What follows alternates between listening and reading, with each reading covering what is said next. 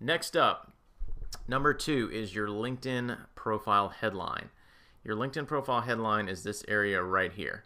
So this is a blurb about you that most people you'll see will use just whatever their title or position is with their current company.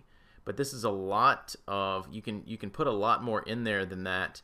And if somebody's scrolling through their news feed and they see a post from you, the only thing that they're going to see is your profile picture and your headline. So you want to make sure that your headline will convey what you do and how you can help people. So you basically want to have those elements in your LinkedIn headline.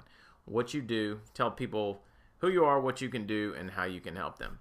So for me, you can see that I help businesses manage SEO and social media marketing.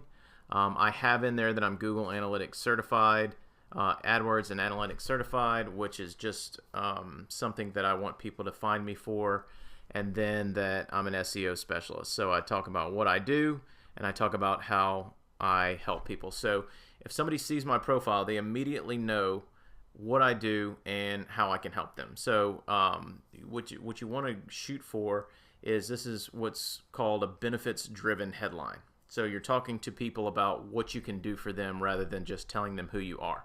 So the way that you would edit your LinkedIn headline is to click this little pencil icon right here, and then you can go in here and highlight this entire thing and start typing. So also, one of the things that I did that I'll talk about in another video, but it's kind of a little bonus, is you can add a little emoji, and you can see mine as a check mark, in your headline that will appear in your LinkedIn profile. So you can see that this bright green check mark actually will draw a lot of attention to your headline and get people to click on your headline and read more about you.